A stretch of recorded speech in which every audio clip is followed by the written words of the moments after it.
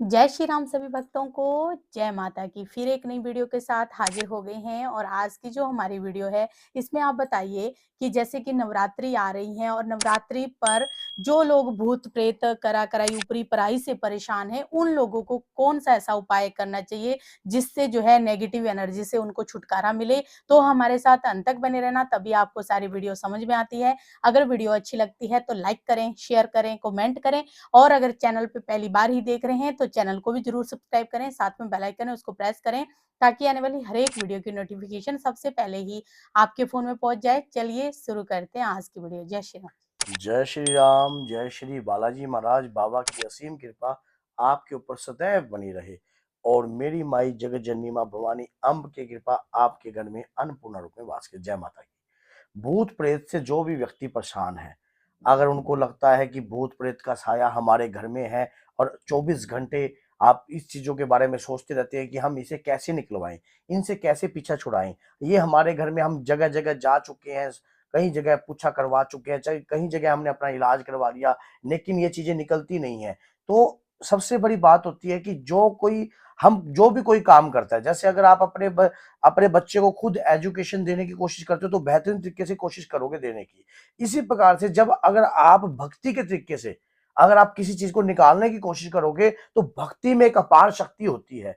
शुरुआती तौर में हर चीज हैवी होती है, कोई भी चीज हो। अगर जिस प्रकार से आप कोई बाइक लेते हैं तो उसमें भी एक अच्छी चलती है, लेकिन धीरे धीरे वो बाइक भी रम जाती है और उसी हिसाब से क्या होता है, वे उसको आदत पड़ जाती है हमारे हाथ का, मूवमेंट का, हर प्रकार का। इसी प्रकार से अगर जब भी जो आप घर में कोई कार्य करते हो और उस समय पे करते हो जब समय बलवान होता है, अगर आपको वो समय पढ़ना आ गया, सही उचित समय पढ़ना आ गया, तो क्या करेगा संकट, क्या करेगा आपके घर का, क्या बुरा कर सकता है आपके घर का? कुछ नहीं, क्योंकि आपने समय को पढ़ना सीख लिया, समय को समझना सीख लिया। आपको पता है नवरात्रि आ रही है तो आपको उसी प्रकार से कार्य करना चाहिए। आपको पता है हनुमान जन्मोत्सव आ रहा है तो उसी प्रकार से काम कीजिए। आपको पता है पितृ श्राद्ध आ रहे हैं, शिवरात्रि आ रही है, तो ऐसे समयों को कभी खाली मत जाने दीजिए। जैसे शिवरात्रि का समय हो गया, बहुत ही पावन होता है। आप सोचो कि दो शक्तियों का मिलन का समय है, वो जो ब्रह्मांड की शक्तियां हैं, साक्षात भगवान शिव और माँ गौरी, माता पार्वती। तो आपको पता है कि इन्हीं के बगैर तो कोई संसार में हर कण कण का वास ही इन्हीं के अंदर है। तो हर चीज को समझने वाला व्यक्ति ही चाहिए। आज आपके संकटों से आप परेशान हो, आप सोचते हो कि सामने वाले के पास जा रहे हो, लेकिन जो भक्ति आप करोगे उसको समझ कर करो, तरीके से करो। अभी जैसे नवरात्रि आएगी तो नवरात्रि में आप अगर भूत प्रेतों के संकटों से बहुत ज्यादा परेशान। परेशान हो गए हो तो नवरात्रि में आपने कुछ ऐसे कार्य करने हैं। मैंने वैसे तो वीडियो बनाई है, अगर इन चीजों से परेशान हो तो आपको करना क्या है, लगातार 9 दिन तक लगातार आपको सुंदरकांड का पाठ कीजिए, सुंदरकांड का पाठ कीजिए। संपुट लगाइए कि मंगल भवन अमंगल हारी, द्रभु सुदशा अजर बिहारी, दीन दयाल वीर संभारी, हरुनाथ प्रभु मम संकट भारी। हरुनाथ प्रभु मेरी पत्नी पे संकट भारी, हरुनाथ प्रभु मेरे बच्चों पे संकट भारी। अब मन में ये होगा कि गुरुजी आप हर बारी यही संपुट क्यों बताते हो? क्योंकि हमारा ये संपुट सिद्ध है। हम खुद जब भी कोई पूजा याचना करते हैं, कोई रामायण का पाठ करते हैं, तब भी मैं यही संपुट लगाता हूँ और इसी संपुट से ही मैं हर कार्य करता हूँ। तो मैं वही चीज बताऊंगा जिससे मैंने प्राप्त किया है। तो आपने सुंदरकांड का पाठ कीजिए, सच्चे मन से कीजिए। और आपको पता है नवरात्रि का पावन अवसर आता है, माँ का आगमन होता है। कौन सा ऐसा देवी देवता है जो प्रसन्न नहीं होगा?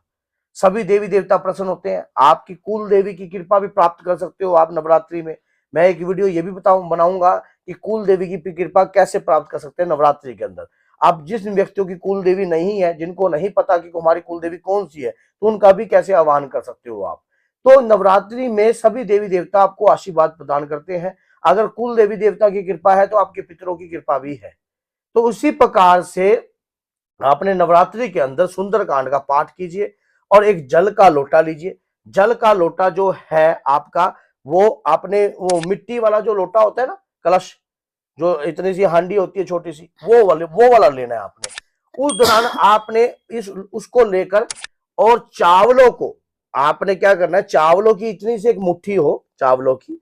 अगर आप व्रत रखते हो फिर तो आपने सामक के चावल ले लेना। अगर व्रत नहीं रख रहे हो तो वो चावल रखकर उसके ऊपर वो हांडी रखनी है आपने।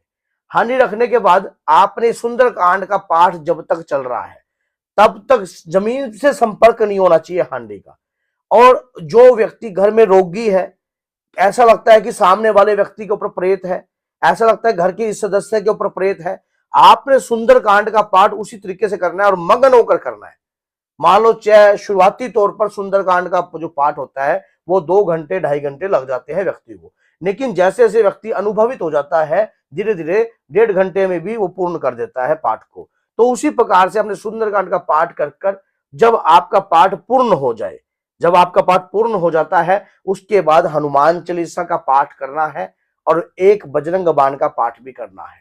और आपने क्या करना है, थोड़ा सा जल लेकर अपने ऊपर से 7 बार मार कर पीछे की तरफ छिट्टे मारने हैं, एंटी पीछे क्लॉकवाइज क्लॉकवाइज पीछे की तरफ छिट्टे मारने हैं। और उस जल की हांडी से अपने घर में वो जल जो है सभी को, जो रोगी है, प्रेत रोगी है, माइंड में स्ट्रेस रहती है, परेशान है, बहुत ज्यादा परेशान है, दिमाग काम नहीं करता, सोचने समझने की शक्ति क्षीण होती जा रही है, ऐसा लगता है किसी ने कोई माइंड को हाईजैक कर लिया है, ऐसा लगता है कि घर के अंदर कोई परेशानी दिमाग में है और कोई टेंशन लंबे समय से है। मैं कहता हूं कि आपने उस जल को जो व्यक्ति पिलाएगा और ऐसे उगड़ू करके आपने जल का पान करना है, ऐसे ऐसे ऐसी अमृत की धारा जग का सेवन जब आप करोगे जो साक्षात सुंदरकांड से अभिमंत्रित हुई हो, आपके शरीर के अंदर रोग दोष बीमारियां कोसों दूर भागती नजर आएंगी, क्योंकि सुंदरकांड के पाठ से स्वयं हनुमान जी प्रसन्न होते हैं। और सुंदरकांड पे हमने बहुत सारी वीडियो बना रखी है, आप देख लेना कि कैसे करना है, क्या रूल रेगुलेशन होने चाहिए, किस प्रकार से करना चाहिए। और जो कोई प्रेत रोगी है उसको ये पान कीजिए आप सुंदरकांड के पाठ का। अब फिर उसके बाद उसको जब ये सुंदरकांड के पाठ का आप प्रसाद दोगे और पूरे घर में, मैं कह रहा हूं आत्मा तृप्त हो जाएगी आपकी। और जब तृप्ति होती ना स्वयं की आत्मा की, तब ऐसा लगता है कि कुछ पिया है। और जब जब आप जल पी लो तो आप अपने मुंह पे उसी जल को कानों पे मसल लो। उसके बाद आपको देखना कि ऐसा लगेगा कि जैसे अमृत की धारा ही आपके अंदर आ गई है। और इसका सेवन करते रहिए, 9 के 9 दिन कीजिए। आप इस समय को खाली मत जाने दीजिए। आपके घर में कोई भी तंत्र विद्या हो, हनुमान जी को बांध नहीं पाएगी, हनुमान जी को रोक नहीं पाएगी, क्योंकि हनुमान जी जो है हर बंधन से मुक्त है। तो बोलिए जय सीताराम, जय श्री बालाजी महाराज, जय माता।